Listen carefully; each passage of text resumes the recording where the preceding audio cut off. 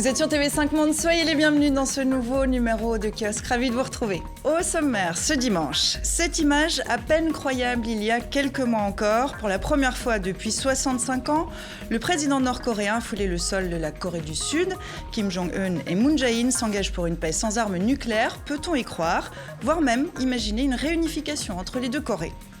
En visite d'État aux États-Unis, Emmanuel Macron et son hôte n'ont pas lésiné sur les marques d'affection. Le président français a-t-il de l'influence sur l'impétueux Donald Trump? Qu'a-t-il obtenu, notamment sur la brûlante question du nucléaire iranien? Vincent Bolloré mis en examen mercredi en France. L'industriel est soupçonné de corruption au Togo et en Guinée pour l'attribution de concessions portuaires. Comment l'empire Bolloré a-t-il réussi à contrôler des secteurs clés de l'économie africaine? Quel est son poids sur le continent? L'auteur présumé de l'attaque meurtrière à la voiture bélier lundi à Toronto a-t-il tué par haine des femmes? Le masculinisme connaît un certain succès en Amérique du Nord. Pourquoi? Et pourquoi ces hommes haïssent les femmes? Pour commenter, décrypter et analyser l'actualité de la semaine, voici tout de suite nos kiosqueurs. Ziad Limam, directeur et rédacteur en chef d'Afrique Magazine, mensuel francophone international, édité en France et consacré au continent sous l'angle politique, sociétal et culturel. Marianne Perrondoise, chercheuse à l'Institut de recherche stratégique de l'école militaire l'IRSEM. Vos travaux portent sur les dynamiques stratégiques et sécuritaires en Asie du Nord. Vous êtes chargé du programme de sécurité maritime internationale. Enfin, Darius Rochemin, journaliste à la RTS, la télévision suisse. Vous êtes le présentateur du 19h30, le journal du soir, repris, on le sait, dans le monde entier sur les antennes de TV5 Monde. Vous êtes également aux commandes d'une émission d'interview, pardonnez-moi, dans laquelle vous recevez une personnalité marquante de l'actualité. Et puis nous retrouverons en fin d'émission tout à l'heure Manon Globensky, journaliste à Radio-Canada depuis Montréal.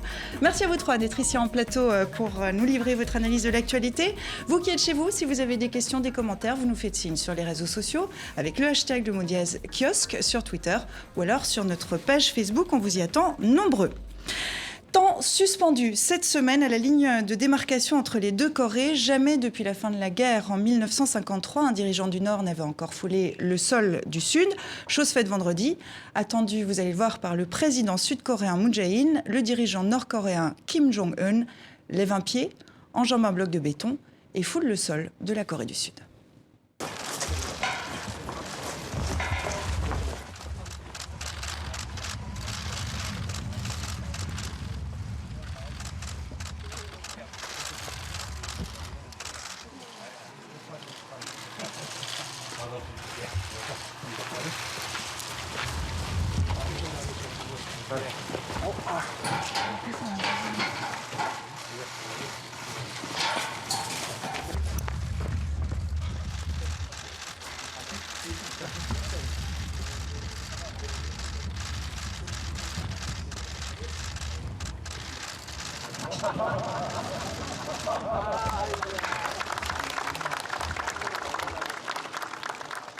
Qui l'eût cru il y a encore quelques mois, quand le régime de Pyongyang procédait à son 6e et plus puissant test nucléaire et dégainait des missiles balistiques intercontinentaux.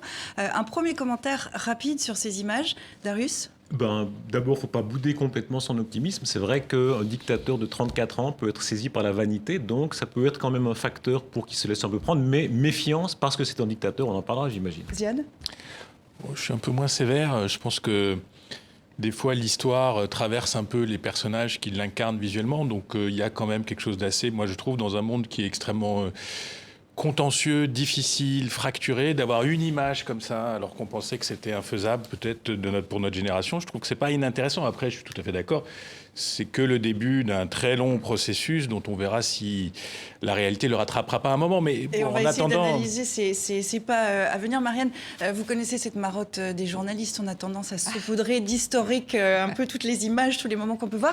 Mais est-ce que là, pour le coup, on peut parler d'un moment historique quand même? Oui, mais vous avez raison. Ces images donnent une impression de déjà-vu, puisque au fond, c'est le 3e sommet intercoréen et que on a parlé de dénucléarisation déjà, on a parlé de traité de paix. Et ce sont des thèmes qui reviennent à l'instant T, mais qui ont été des thèmes qui, finalement, ont été explorés d'une façon extrêmement décevante. Et donc, la machine, à un moment, s'est grippée. Or, depuis le début de l'année, c'est vrai qu'on voit une certaine avancée avec des progrès dans le dialogue. Et on voit une certaine satisfaction de la part des deux leaders. Et ça n'est pas uniquement sur la photo, et ce n'est pas uniquement pour justement une question d'image, c'est que chacun politiquement voit avancer un peu ses pions et chacun a conduit l'autre où il le souhaitait. Le président Moon Jae-in peut se féliciter d'avoir instauré un climat relatif de détente, puisqu'il n'y a pas si longtemps, on craignait au fond d'en arriver à une escalade militaire importante, déterminante. Le président Trump était quand même très, très, très sévère quand il envisageait, y compris une option militaire. Donc on a le sentiment de revenir de loin et on a le souhait que finalement on débouche sur quelque chose de très concret. Tout ça, en vérité, sera assez invérifiable. Je ne sais pas si vous vous souvenez des précédents. La dénucléarisation, qu'est-ce que ça veut dire exactement?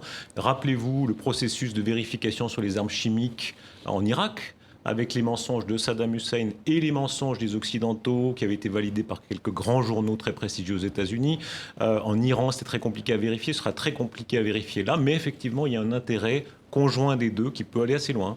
Alors là, Kim Jong-un nous dit que cette dénucléarisation se fera en public avec des Américains, avec il des invite Sud-Coréens, les journalistes, les diplomates. le mois prochain. Oui, il y a un certain souci de transparence et puis un certain nombre, je dirais, d'actions et de séquences qui sont du moins affichées et sans doute prévisibles. Et on l'a vu dans la déclaration de Pyongyang, puisque en fait, il est sorti quelque chose de concret et que l'on peut finalement analyser. Il y a une déclaration avec un certain nombre, je dirais, d'actions qui sont proposées. Parce qu'avant d'en arriver à la dénucléarisation, il faudra quand même signer ce traité de paix, instaurer un climat de confiance. Parce qu'au fond, c'est là où le bas blesse. On se demande quelles sont les intentions de l'autre. Mais d'un côté, comme de l'autre, c'est-à-dire du côté américain, du côté sud-coréen, du côté nord-coréen. Parce qu'au fond, jusqu'à présent, Trump n'est pas sorti du bois et on ne sait pas ce que lui a à proposer. Et un sommet doit avoir lieu normalement dans les semaines à venir. Si un jour il a lieu. Si un jour il a lieu. Oui. Et peut-être en Suisse. Spécialité suisse. On parle aussi de Singapour et de la Mongolie, mais ce sera peut-être la Suisse. Quand je parlais d'histoire tout à l'heure, c'était pas forcément sur le registre émotionnel, bien que ça compte. Mais moi, je suis pas un grand spécialiste de cette région, mais on sent bien que il y a une conjonction des intérêts qui fonctionne assez bien. D'abord, je pense qu'il y a une conjonction d'intérêts coréens des deux parties, de trouver une solution à leur guerre, à leur histoire, et d'échapper aussi à la mainmise américaine, chinoise, japonaise, qui fait partie quand même de l'histoire coréenne. Les gens oublient, peut-être la génération qui nous suit, la terrible guerre de Corée, oublient les bombardements américains au napalm sur toutes les villes du Nord. Il y a une espèce de présence. Les gens oublient le contentieux entre la Corée et le Japon, entre la Corée et la Chine. Donc tout ça, c'est des choses qui travaillent les êtres et ça peut arriver quelque part. Et puis, il y a quand même le facteur Trump qui a joué, vous le dites assez bien. Il y a un facteur chinois qui a joué, qui est peut-être moins évident, mais les sanctions chinoises sont devenues très prégnantes depuis quelques mois sur l'économie coréenne, en partie charbon, etc. Donc on sent bien que pour les acteurs locaux, il est temps de trouver une sortie. Après, je pense que le vrai débat maintenant, c'est le jeu de toutes ces puissances pour arriver, au traité de paix coréen, et 2, à cette fameuse dénucléarisation. Et on en parlait avant le plateau, vous aviez une théorie assez intéressante, je trouve, sur le fait que il y a peut-être aussi un jeu plus subtil, voire pervers des joueurs, qui serait d'aller à une sorte d'échec, mais vous l'expliquez peut-être un peu mieux que moi, et de se rejeter la responsabilité. Alors Marianne peut-être et Darius ensuite. Mais c'est-à-dire que c'est vrai, on insiste sur ce nationalisme coréen qui joue d'une façon très, très bonhomme et très détendue. Et c'est vrai que cette complicité entre les deux dirigeants, on la sent bien. Et bien sûr, elle a été mise en scène, il y a toute une série de symboles, ne serait-ce que le choix du menu, par exemple, entre les deux présidents. Avec du Rushdie. Voilà. La Suisse. Pardon. Précisons-le, un plat suisse. Nationaliste. chacun a essayé de Et la jouer, colère japonaise sur les petites effectivement. îles. Ouais. Mais voilà, sur un certain nombre d'images qui visent à rassembler, parce qu'au fond, vous l'avez dit, c'est la Corée qui se rencontre à ce point symbolique de division, à Panmunjom, à hauteur du 38e parallèle. Et des moments sympathiques. Quand ils disent par exemple qu'ils vont rétablir le même fuseau horaire, c'est vrai que ça donne de l'espoir, comme vous le disiez. Oui. Mais enfin, quand même, c'est une dictature noire. On a affaire à... On joue sur une certaine forme de complicité et chacun peut se dire qu'au fond, c'est bien la Corée qui parle et qui s'est un petit peu échappée de tout un ensemble de pesanteurs, de partenariats qui a été imposé par sans doute la guerre. Et c'est vrai que la relation avec les États-Unis, elle a été quand même compliquée et Moon Jae-in a quand même dû se battre pour imposer ce sommet. Le président Trump n'y croyait pas du tout et il est arrivé quand même un moment où, rappelez-vous, Moon Jae-in, au moment où effectivement on craignait que Donald Trump prenne une initiative militaire, rappelle que ça le concernait un peu et que si une option militaire pouvait être envisagée, il fallait quand même lui en parler parce qu'il était quand même menacé. Voilà. Séoul étant donc, à quelques kilomètres. Une soixantaine de kilomètres. Ouais. On sent bien que l'ombre l'ombre de Donald Trump a plané sur ce Oui, sommet. Trump en faisant peur, en jouant la carotte et le bâton. On reparlera d'ailleurs de Trump tout à l'heure avec Macron. Ce côté complètement culotté, indépendant, qui fait qu'il peut se permettre un moment d'être celui qui insulte en disant Rocketman, le petit gros, etc. Et la semaine d'après d'être celui qui tend la main, c'est quand même assez fascinant. Mais quand je disais méfiance, j'ai une citation à vous lire. Par hasard, dans l'avion, je lisais les mémoires de De Gaulle. Et je vous lis la citation. Et vous me direz de qui il s'agit. Il dit « Communiste habillé en maréchal, dictateur tapi dans sa ruse, conquérant à l'air bonhomme, il s'appliquait à donner le change. » Vous voyez de qui il parle? Le père. Hein, le grand-père. Non, il parle de Staline. Ah bon. C'est assez frappant Oui. de voir la longue tradition des dictateurs communistes ou autres d'ailleurs, qui ont dupé l'Occident en ayant cet air un petit peu bonhomme, sympathique, etc. Chez Ceausescu, on l'a trouvé tout à coup merveilleux. Il était non aligné, on le recevait, Giscard, la reine d'Angleterre, etc. Staline, il y en a eu beaucoup d'autres comme ça. Et maintenant, j'étais en rédaction l'autre jour pendant ces images, et c'est vrai qu'il y avait la tentation un peu absurde de dire ce même personnage sur lequel on racontait les pires horreurs il y a quelques mois, où il tuait son entourage au lance-flammes, etc. Tout à coup, on le découvrait assez sympathique, assez malin, bon communicateur, etc. Mais enfin, quand même, le risque de duperie est très important quand on sait que c'est un régime à ce point-là fermé. En réalité, il faut avoir la modestie d'avouer qu'on ne sait pas grand-chose de ce qui se passe à l'intérieur de ces régimes-là. Et on tombe souvent dans ce travers-là, au sujet de la Chine aussi. Mais dans le cas de la Corée du Nord, quand on a une forme est-ce qu'on sait un d'indulgence petit peu vis-à-vis de régimes qui sont très dictatoriaux. Et puis, pardon, je finis là-dessus dans la comparaison historique, on abuse d'histoire peut-être. C'est un peu comme dans les années 30 quand on disait, vous savez, Mussolini, il est affreux, ah mais les trains arrivent à l'heure sous Mussolini.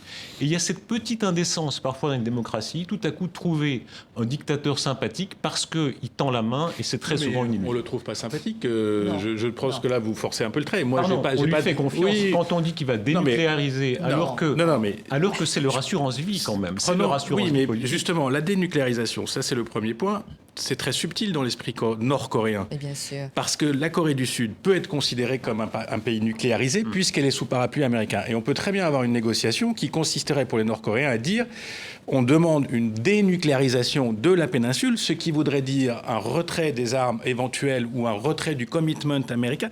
Il joue déjà là-dessus puisqu'il dit, quand il dit il veut dénucléariser toute la péninsule. C'est ce que je vous dis. Déjà ça. Donc c'est pas forcément lui qui va dénucléariser tout seul.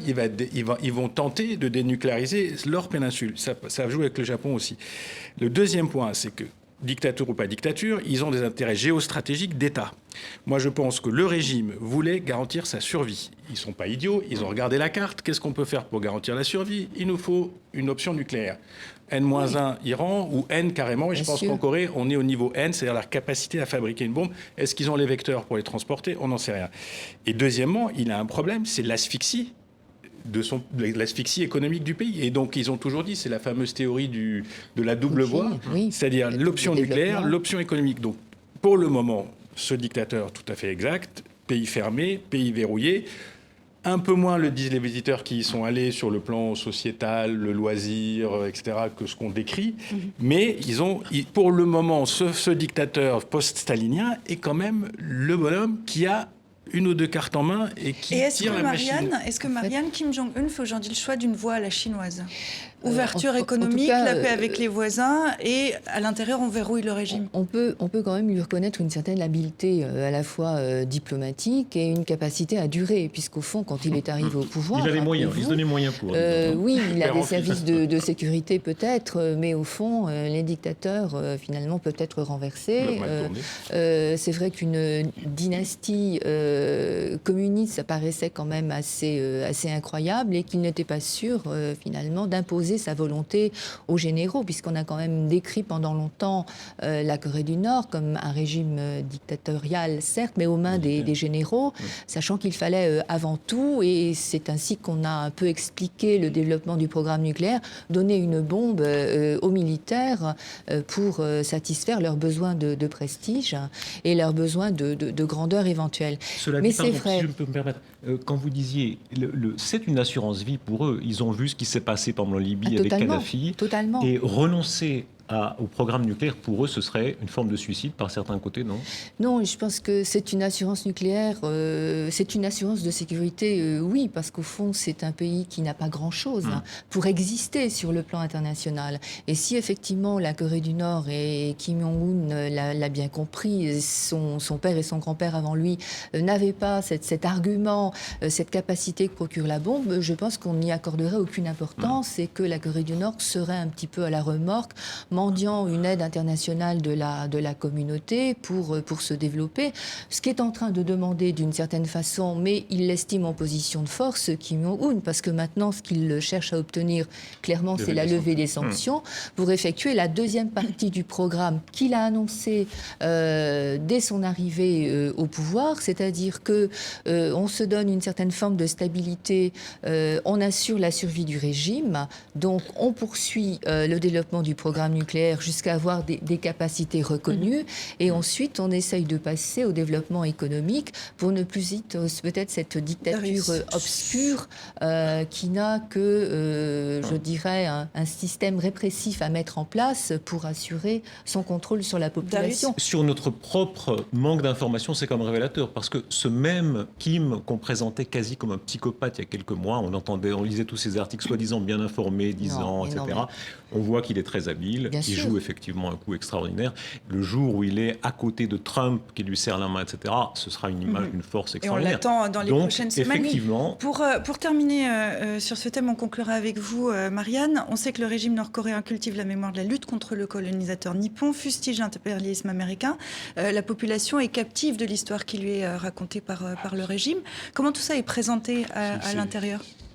Ah oui, non, mais il y a les ressorts d'une propagande qui, effectivement, maintient la population dans une certaine lecture internationale. Mais ce qui se passe aujourd'hui, expliquez comment. Ce qui se passe aujourd'hui, finalement, le leader se pose en position de triomphateur. Il a finalement obtenu d'être reconnu d'une certaine façon, et donc on le présente, je dirais, comme un succès. Cette rencontre, elle a été diffusée. Il y a eu des images, 24 heures après, direct, avec ce que nous venons de voir, qui a été proposé à la population, de la même façon que le tir nucléaire ou les tirs balistiques à chaque fois ont été rediffusés comme étant un exemple d'accomplissement et de succès et de force du régime. Donc il va en tirer tout le parti maximum. Et ce nationalisme qui est à l'œuvre et que l'on voit entre les deux leaders, c'est un des ressorts sur lesquels insiste le régime vis-à-vis de sa population. Et on précisera pour terminer que le président sud-coréen Moon Jae-in devrait se rendre à son tour côté nord à Pyongyang à l'automne. On attend évidemment la date pour ce sommet et le lieu, s'il a lieu, avec Donald Trump. Autre dossier nucléaire cette semaine dans l'actualité, le dossier iranien était d'ailleurs plus brûlant, on va s'interroger.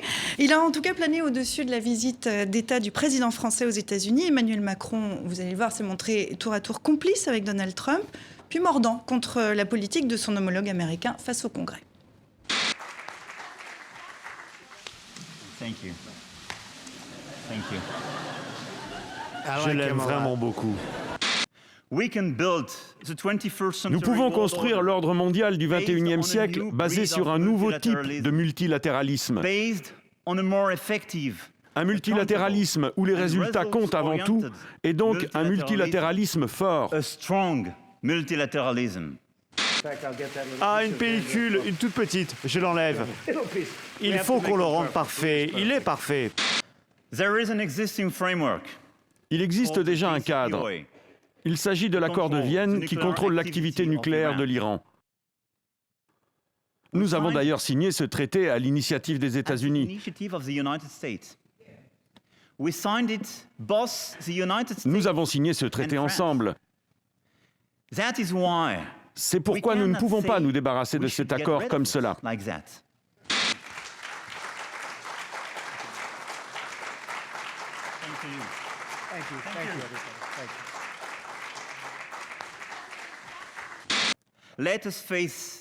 Regardons les choses en face.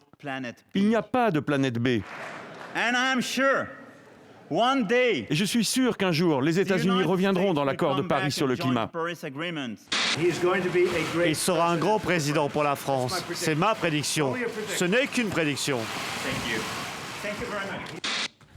Alors Diane, vous avez couvert ce voyage présidentiel. Normalement, un voyage d'État sert à mettre en avant les liens d'amitié. Là, Emmanuel Macron, au Congrès, a fait un discours où il a démantelé le Trumpisme. Est-ce que dans le contexte d'un voyage d'État, ce discours était brutal ? Ça dépend pour qui. Il y a toute une partie de l'Amérique qui a fait un grand « enfin, on nous parle comme ça ». Enfin, il y a un chef d'État qui vient porter la contradiction chez nous. Il faut comprendre que c'est très impressionnant quand on arrive là-bas. Moi, j'y étais pas allé depuis quelques années, et en particulier pas depuis le début de l'ère Trump.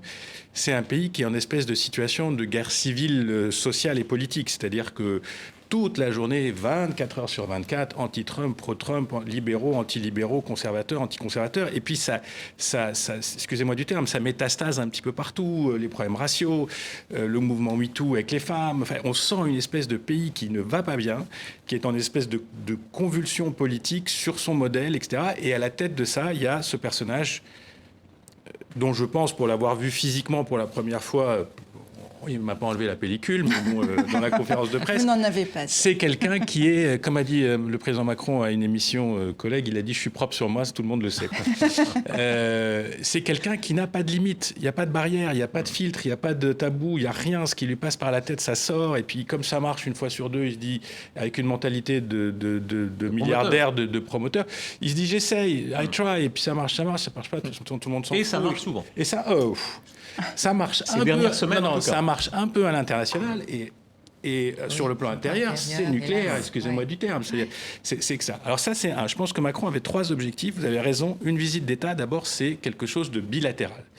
Il voulait réinstaller la France comme un partenaire presque exclusif de l'Amérique, sachant que la relation avec les Britanniques est très mauvaise, que la relation avec Merkel n'est pas très bonne, elle suivait juste derrière, mais donc lui peut se présenter et donner des signes d'amour, ce qu'il a fait, les bisous, les air kiss, les poignées de main, les claques dans le dos. C'est très américain aussi, tout ce côté un peu comme ça. Et puis, côté diplomatie. Et puis Trump, il en a fait une tonne aussi, ce qui n'est pas dans son style. Vous avez noté que Macron pousse même l'accent américain. Vous savez, il part un peu du nez et il gueule un peu comme les Américains savent le faire, parce que vraiment, il veut capter ce public-là. Hein, mais ça, il y a eu un petit Macron-mania aux États-Unis. Il y a eu même chez les conservateurs un peu die-hard. On s'est dit, tiens, quand même, ce jeune président qui est un peu comme le nôtre, c'est-à-dire il est passé de l'extérieur. C'est pas quelqu'un qui est issu du sérail. Mais sur le fond, parce que sur le fond, on va y venir au fond. Qu'est-ce qu'il a obtenu ? Et il y avait une vision du monde sur le multilatéralisme auquel Macron croit, et il est peut-être un des derniers dans le cercle à y croire vraiment. C'est-à-dire que dans le monde aujourd'hui, qui défend ce multilatéralisme rénové, qui défend la société globale, qui défend l'accord de Paris sur le climat, il est un peu tout seul. Alors il se dit, bon, je vais parler au chef des cintrés. Je vais essayer de leur expliquer qu'on peut faire les choses autrement. Et sur l'Iran, on peut en parler.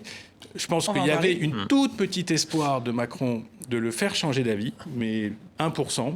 Il s'est vite rendu compte, et d'ailleurs c'était très frappant. Devant les étudiants où vous étiez, il a reconnu que ça ne... Non, alors ce qui s'est passé, c'est dans le bureau ovale, avant la rencontre privée entre eux, Trump a fusillé le JCPOA devant les journalistes, a fusillé l'accord, ce qui a rendu la rencontre difficile. Alors, et donc il y avait le plan B. J'étais frappé quand même d'une relative complicité entre eux qui n'est pas que feinte. Quand Macron confirmait le voyage aux États-Unis, il était à Davos et il disait on est tous les deux hors système.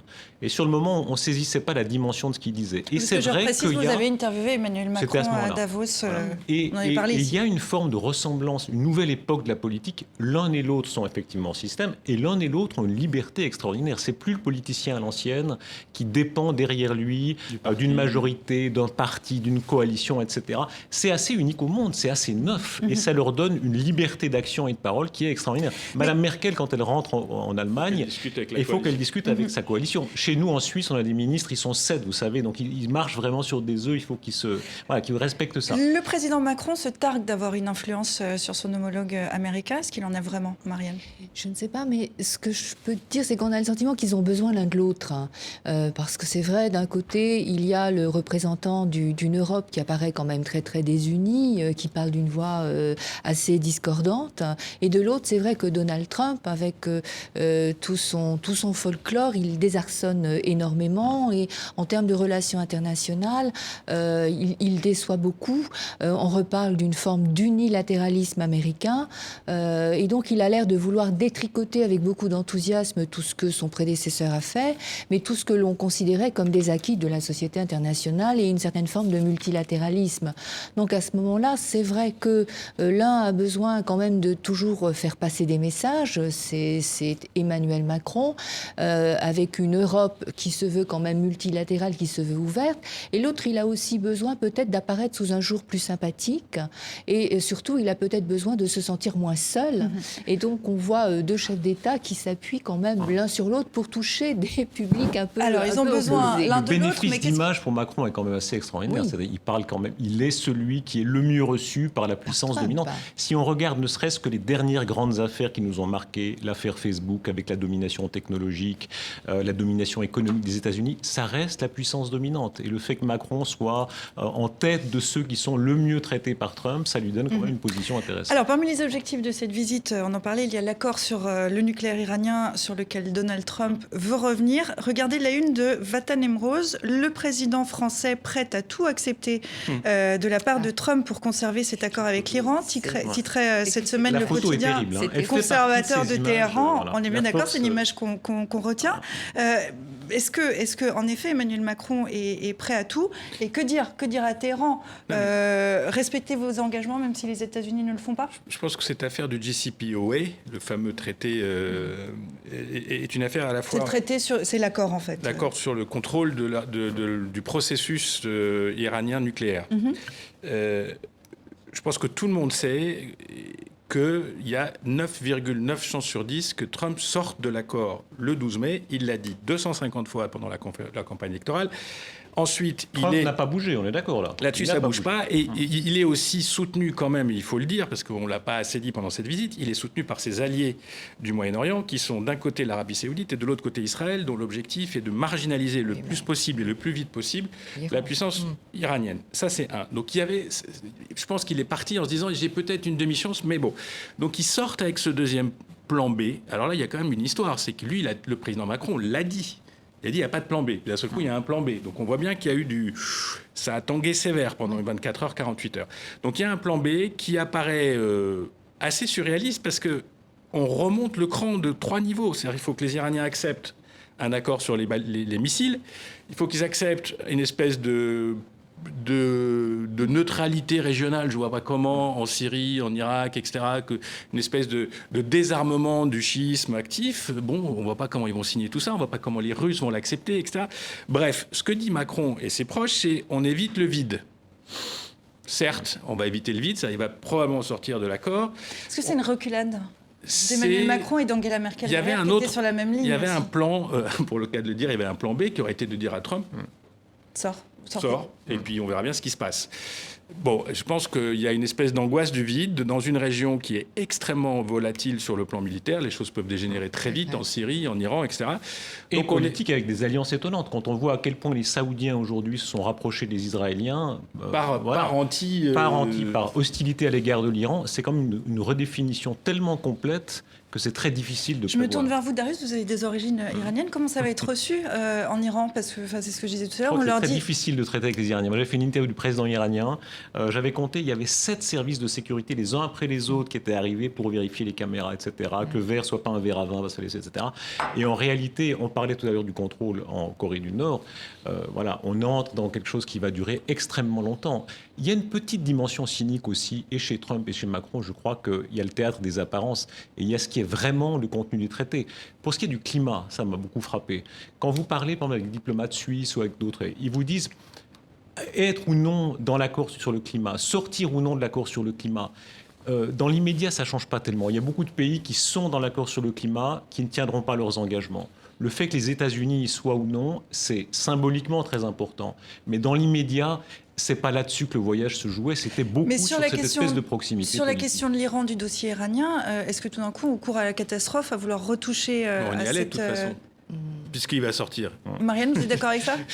Moi, ce qui m'intéresse, entre autres, évidemment, c'est l'aspect nucléaire. Et c'est finalement ce jugement qui consiste à dire nous n'avons pas obtenu suffisamment de garanties, il nous faut prolonger les délais pour durablement geler et contrôler les activités potentielles de développement militaire de l'Iran. Parce que forcément, tout ce qui se passe et tout ce qui se dira sur ce sujet va être observé et commenté à Pyongyang, parce qu'il y a un certain nombre d'enjeux qui peuvent apparaître similaires, parce qu'on va se demander si cette dénucléarisation, dans un premier temps, elle ne va pas passer par un gel, et de toute façon, comme il a été rappelé, elle impliquera forcément des inspections plus ou moins intrusives. Or, il semblerait que l'une des critiques qui soit apposée à cet accord, c'est que les inspections ne sont pas assez intrusives et ne permettent pas d'encadrer de façon claire les activités nucléaire iranienne. Donc, d'un côté, il y a le contenu, et d'un autre côté, il y a effectivement la capacité de Donald Trump à honorer ses engagements. Je pense que Lequel des deux dossiers est le plus brûlant à l'heure actuelle? Le fond du dossier, je suis d'accord avec vous, peut-être que c'est pas le mécanisme d'inspection n'est pas aussi au point qu'il pourrait l'être, ou aussi intrusif qu'il pourrait l'être, ce qui est un mot encore plus complexe sur le plan politique. Moi, je pense que le fond du problème, c'est la puissance iranienne. Oui, et les moyens moyens de la contenir. Mais on ne contient pas une puissance qui ne veut pas être contenue. Enfin, je veux dire, après, là où la Corée du Nord joue aussi, c'est qu'il y a beaucoup d'Américains dans l'entourage de Trump qui pensent que le fait d'avoir menacé la Corée du Nord d'être nucléarisée, en gros, ce qui pouvait leur arriver de pire, il a dit dans un discours. Il a redit la même phrase dans la conférence de presse. Il a dit, si les Iraniens reprennent l'enrichissement après le 12 mai, ils vivront le pire moment de leur histoire. Donc il pense que ça marche, que ce genre de menaces... Mais l'expérience, a montré qu'en parole, il va extrêmement loin, il est incontrôlable. En acte, c'est un peu plus compliqué que ça. En revanche, on a vu ces derniers temps à quel point les Israéliens vont loin maintenant quand ils frappent des intérêts iraniens en Syrie. Et là, il y a une capacité d'action des Israéliens qui est considérable. Pour conclure sur la visite d'État d'Emmanuel Macron aux États-Unis, puisque c'était notre point de départ, c'était une bonne visite. Il est arrivé à obtenir ce qu'il voulait. D'abord, encore une fois, il ne faut pas oublier qu'il est le président de la République française. Et donc, son premier problème, c'est les intérêts bilatéraux. Donc, il a remis la France au cœur du monde, j'allais le dire. Il avait tripoté d'hommes d'affaires qui ont signé, qui ont fait, etc. Il a rencontré les plus grands patrons américains qui ont une espèce de French loving story en ce moment. Ce qu'il faut imaginer aussi la perception de la France aux États-Unis. Jusqu'à avant Macron, c'est le vieux pays, c'est le truc roulant, menacé par les invasions migratoires. Tous les deux viennent du business. Tous les deux viennent fortement du monde du business. Antisémitisme rampant, etc. Donc il y a cette espèce d'image cataclysmique de la France. Et puis d'un seul coup, il y a ce président jeune, hors système, qui leur dit « France is back ». Et j'ai un peu d'audace pour vous dire « Make the planet great again », etc. Et qui parle anglais. Donc il y a une phase d'amour qui se traduit souvent par de l'investissement. Par exemple, il y a eu, dans le cas du Brexit, c'est passé un petit peu rapidement, mais il y a une grande banque américaine qui a finalement privilégié Paris donc voilà, il y a ces intérêts-là qui sont extrêmement importants. Et pour conclure là-dessus, nous verrons donc d'ici sous 15 jours maximum ce que fera Donald Trump par rapport à l'accord sur... comment ? le 12 mai, la fameuse Le 12 mai, ça fait butoir donc un du 12 mai, etc. Exactement. Si vous nous rejoignez maintenant, soyez les bienvenus dans Kiosque sur TV5 Monde, la chaîne francophone mondiale. On continue à passer en revue l'actualité de la semaine avec Ziad Limam d'Afrique Magazine, la chercheuse Marianne Perrondoise et Darius Rogemin de la RTS. On va s'intéresser maintenant à l'un des industriels français les plus puissants en Afrique. Vincent Bolloré a été mis en examen en France. Le milliardaire est soupçonné de corruption. L'affaire concerne l'attribution de 2 concessions portuaires en Guinée et au Togo. Bolloré, un empire africain? Questions et réponses avec Darek Alinglopi. Il est l'un des hommes les plus riches de France. Vincent Bolloré gère des activités dans le transport, le secteur agricole et les médias. En Afrique, son groupe est tentaculaire, présent dans 46 pays. Il contrôle évidemment des ports, mais il a aussi 3 concessions ferroviaires au Bénin, en Cameroun et en Côte d'Ivoire. Il a aussi à peu près 136 000 hectares de plantations qu'il ne contrôle pas directement, mais des plantations qui sont contrôlées par un groupe dont il est actionnaire, c'est le groupe Socfin. Ça en fait un empire industriel et financier qui n'a pas d'égal sur le continent africain. Un empire jalousement protégé par l'homme d'affaires français. Le groupe Bolloré Africa Logistique est incontournable en Afrique de l'Ouest. Il gère directement les terminaux de 10 ports de la région, en Guinée-Conakry, en Côte d'Ivoire ou encore au Togo. Ces 2 infrastructures font l'objet d'une enquête pour corruption autour de leur attribution. Au fil des années, le PDG est parvenu à se tisser un maillage panafricain important. Il investit jusqu'à 250 millions d'euros par an sur le continent. Bolloré, champion des transports, il gère notamment les lignes de chemin de fer au Cameroun et en Côte d'Ivoire. Il s'impose aussi dans le secteur des médias avec Canal+ Afrique et détient des parts dans des sociétés agricoles. L'Afrique, une poule aux œufs d'or pour l'entrepreneur breton avec 2,5 milliards d'euros de chiffre d'affaires par an. Vincent Bolloré s'est fait un solide carnet d'adresses dans les hautes sphères de la politique africaine. Il est proche des présidents Alassane Ouattara, Paul Biya ou encore Alpha Condé. Un réseau qu'il est soupçonné d'avoir mis au service de ses affaires. Vincent Bolloré, un grand amoureux de l'Afrique, Ziad? Non, mais les choses sont évidemment complexes. C'est-à-dire que, d'abord, il faut lui reconnaître une qualité. Quand il y a 25 ans, il s'embarque dans un pari africain, 25 ans, l'Afrique est une espèce de continent dévasté sur le plan économique, en plein ajustement structurel. On est dans les années SIDA, etc. Donc, on peut quand même lui reconnaître de s'être dit, il y a un potentiel sur ce continent que je vais exploiter, etc. Ensuite, il dit, par exemple, dans une tribune aujourd'hui au Journal du Dimanche, il dit « Je suis victime de cette perception de l'Afrique, cette espèce d'Afrique où rien ne se fait normalement, où c'est forcément corrompu, où c'est forcément... etc. Et c'est pas normal parce que l'Afrique, etc. » Il y a une espèce de sous-titre en dessous qui serait de dire « Je vais peut-être la quitter parce que c'est trop compliqué. » Et puis là-dessus, il a quand même acquis... au toutes ces années, une espèce de position dominante qui rend les abus, j'allais dire, quand on est aussi puissant, aussi fort, où on maîtrise, disons, 80% du commerce du golfe de Guinée, c'est-à-dire de la Mauritanie jusqu'au Nigeria, etc., il y a forcément un moment où il va se passer quelque chose d'anormal. Dans le cas de la Guinée et du Togo, moi je ne suis pas dans le cœur du dossier judiciaire, mais je me dis qu'on ne met pas en examen la deuxième fortune de France comme ça, on ne la met pas en garde à vue s'il n'y a pas un dossier blindé. Il s'est passé quelque chose, les gens de Nécotrans à Conakry pourraient en parler, parce qu'en gros ils en ont fait les frais. Donc je pense que voilà, il y a à la fois la création d'une formidable machine sur un pari qui était quand même loin d'être gagné, et puis le fait que cette machine est peut-être devenue trop grosse, trop puissante. Et puis peut-être des petits relents de France-Afrique. Oui, mais la France-Afrique, ça si veut dire... Si c'était pas la France-Afrique, ça peut être aussi la Chine-Afrique. C'est là-dessus que joue évidemment Bolloré. Sa ligne de défense est intéressante, comme tu dis, quand il dit, voilà, je suis l'afro-optimiste, ce sont mes accusateurs qui font valoir les vieux préjugés, l'Afrique est forcément corrompue, etc. Et il y a quelque chose de ça, effectivement. Il a fait des choix parfois courageux, et puis pour le reste, la justice décidera. Ce qui est certain, c'est que ça fait partie de cette grande élite industrielle de traiter sans arrêt avec les politiques et d'avoir des rapports. Je vous donne un seul exemple différent, c'est dans l'industrie automobile. Vous savez, ils viennent à Genève régulièrement, les grands patrons d'automobile, Ghosn, etc. Et ils ont accès direct à tous les chefs d'État du monde. Et quand ils vont les voir, qu'est-ce qu'ils disent? C'est un peu ce que Bolloré dit aux chefs d'Afrique. Qu'est-ce que je vais vous amener? Qu'est-ce que vous allez m'amener? Alors, où est la limite du légal? Ça, la justice dira. Mais ça fait partie du jeu. Un François Hollande, je ne sais pas si vous vous souvenez, dans le livre de Davet et l'homme, un président ne devrait pas dire ça, raconte comment il a fait pression sur le Qatar pour favoriser Canal+, de Bolloré d'ailleurs. Là aussi, la limite est assez floue. Marianne. Oui, faut-il abandonner l'Afrique? Moi, je l'ai lu aussi dans une perspective un petit peu plus régionale, c'est-à-dire les rapports de l'Afrique avec ses partenaires. Et on sait qu'il y a un partenaire extrêmement actif et qui pose problème, en tout cas qui suscite des questions.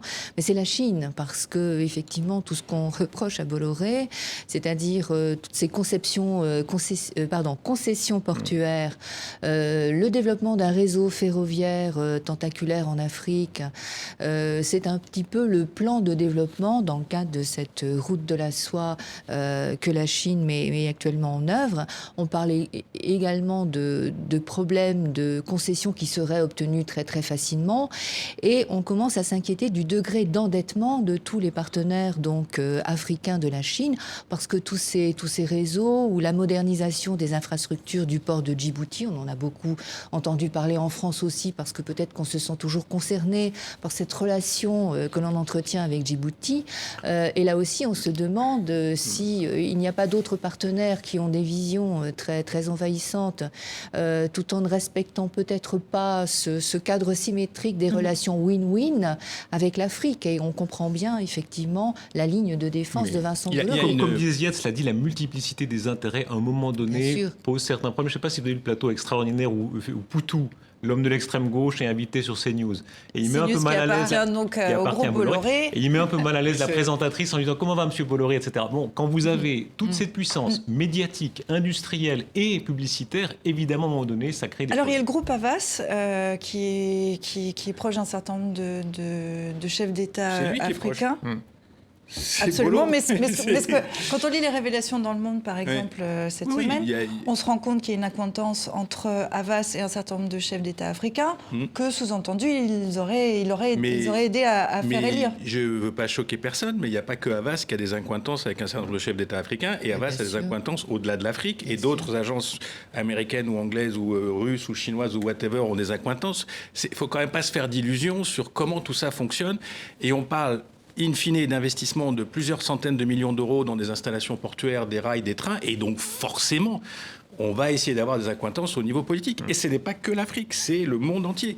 Donc je vois pas, là-dessus, je suis pas stupéfait, comme je suis pas tout à fait fasciné par le vieux discours France-Afrique. Je veux dire, vous parliez de la Chine qui est en train de devenir le partenaire majeur de l'Afrique. Est-ce que l'Europe a décidé de laisser tomber l'Afrique et de la laisser aux Chinois? Je pense que ce n'est pas une très bonne idée. Et je pense que la France-Afrique est un concept dépassé, qu'on peut parler d'Euro-Afrique pour les questions migratoires, pour les questions de sécurité, pour les questions d'investissement.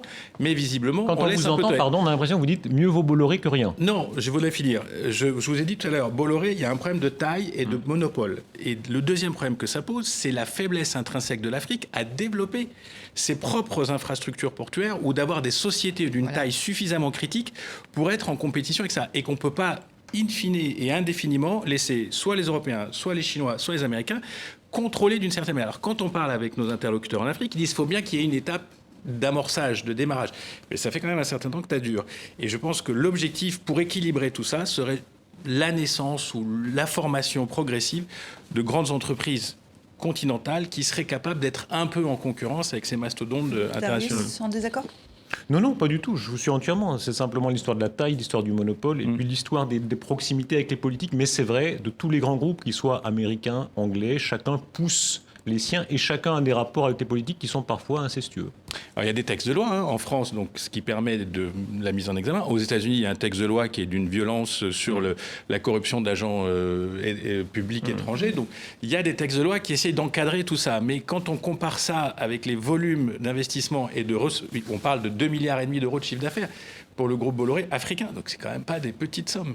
Et Vincent Bolloré a avancé à 2022 l'échéance de son départ à la retraite, année de ses 70 ans et des 200 ans. Une application, on peut suivre le moment jusqu'au moment où il partira. C'est vrai ? Ah bon ? Écoutez, vous nous montrerez ça après l'émission, puis on le mettra sur les réseaux sociaux. Mais la transition de l'empire Bolloré vers quelque chose de différent avec ses fils, une gouvernance différente, c'est aussi un enjeu français maintenant, aujourd'hui. français et qui concerne l'Afrique. On vient de le voir. Je vous propose qu'on accueille maintenant Manon Globensky. Bonjour Manon, merci d'être avec nous depuis Montréal. Vous êtes journaliste à la télévision canadienne Radio-Canada. Avec vous, on va revenir tout à fait autre chose sur l'attaque meurtrière à la voiture bélier lundi à Toronto. 10 morts, dont 8 femmes. Question, l'auteur présumé a-t-il tué par haine des femmes? Piste de réflexion d'abord avec nos confrères de la RTBF. On vous retrouve tout de suite après.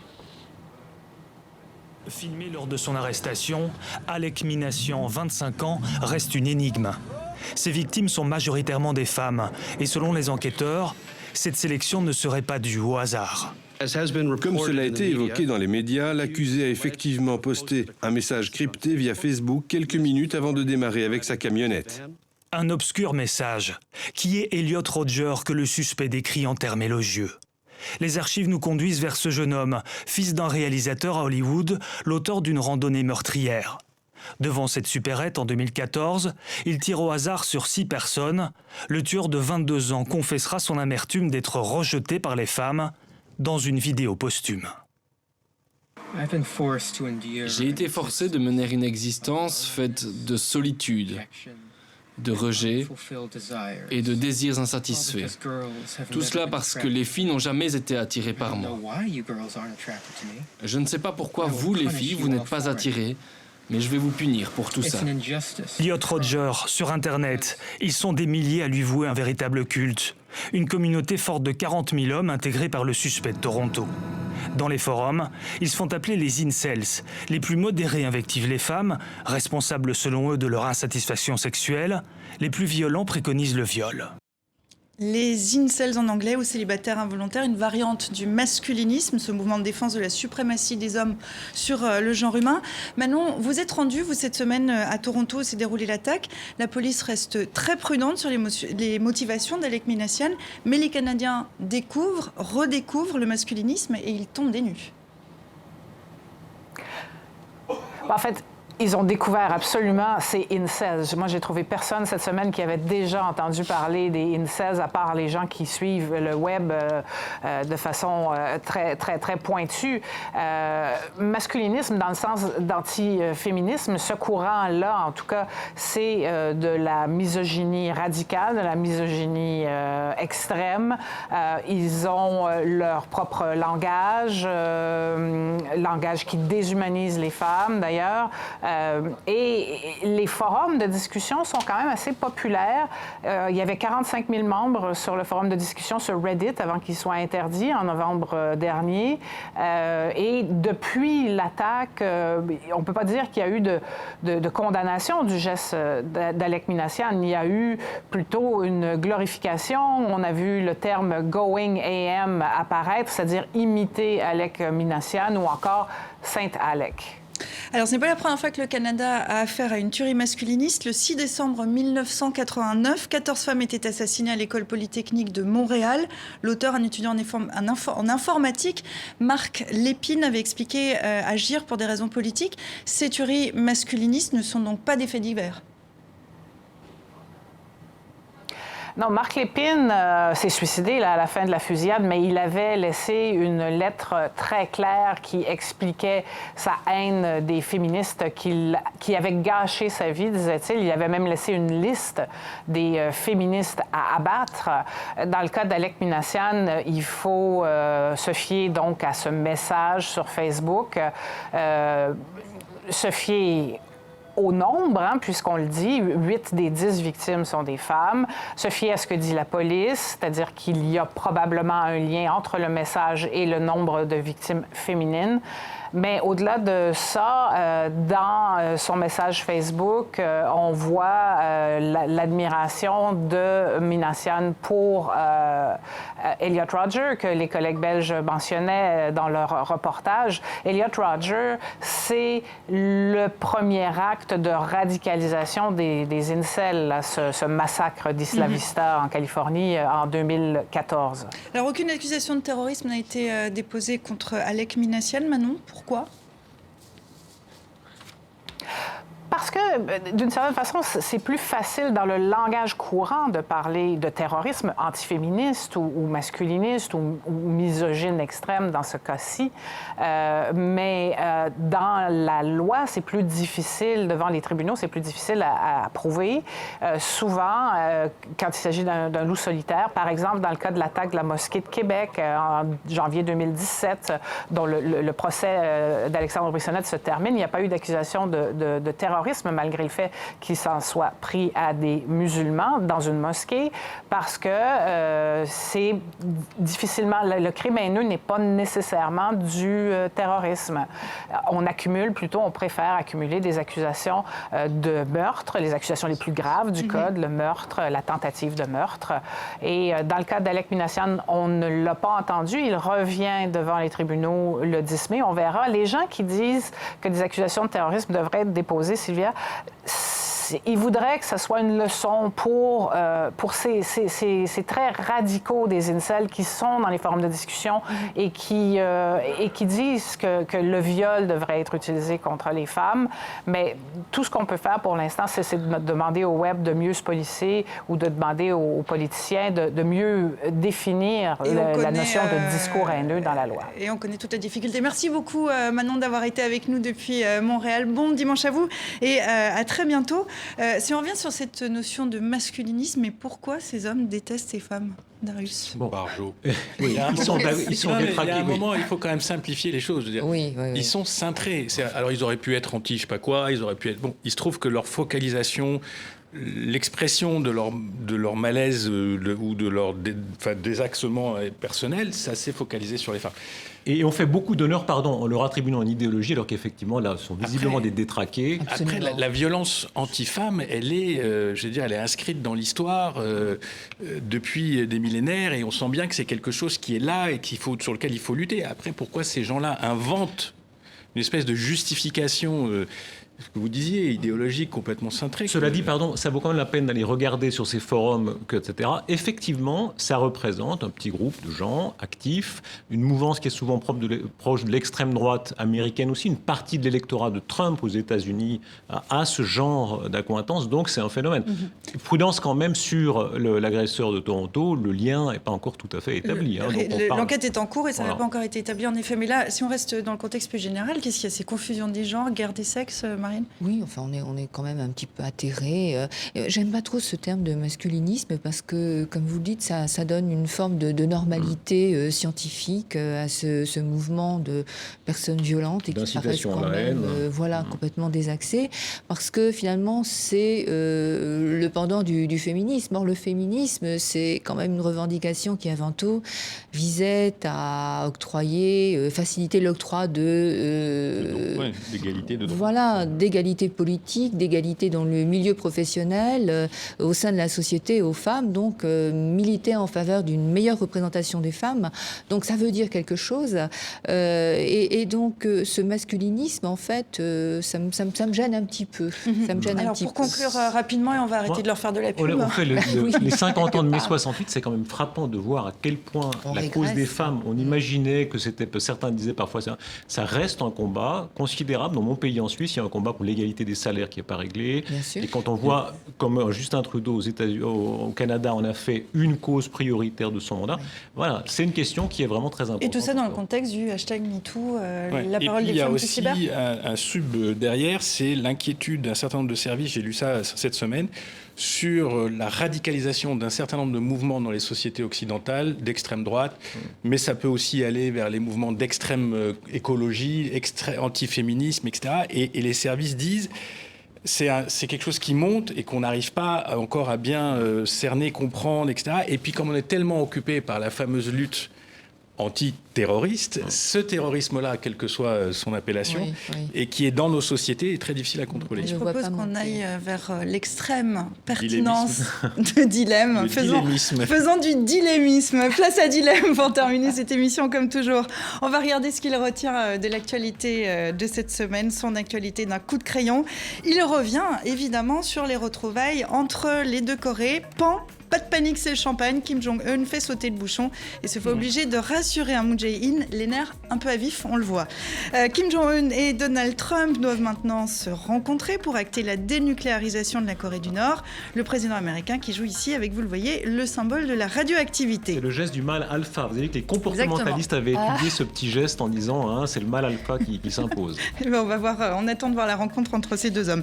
La visite d'État du président français aux États-Unis et l'entente entre Emmanuel Macron et Donald Trump, suivie de très près par les mollahs iraniens. Ils sont copains comme cochons, constate celui-ci. Burke répond l'autre. Emmanuel Macron en visite guidée dans la capitale américaine. Et là, tu as le Washington Tower, explique Donald Trump devant l'obélisque en l'honneur de George Washington, le premier président des États-Unis. Et enfin, Reporters sans frontières a dévoilé son classement mondial de la liberté de la presse dans le monde. La haine du journalisme menace les démocraties, selon RSF. Rien n'a changé si, explique ce geôlier, les journaux bouclent de plus en plus tôt. Et à voir où est la Corée et l'Iran, dont on a beaucoup parlé, dans le classement. Absolument, j'ai pas vérifié. On va le faire. On va le faire. Très très bas. Assez bas. Alors ça, on s'en doute, mais on n'a pas de chiffre. On n'a pas de chiffre à vous donner dans le classement. Merci beaucoup à vous trois d'être venus en plateau ce dimanche. Merci à vous qui nous regardez aux quatre coins de la planète fidèlement. Vous nous faites signe sur les réseaux sociaux, comme toujours. Je vous souhaite de passer une excellente semaine. Je vous dis à dimanche prochain.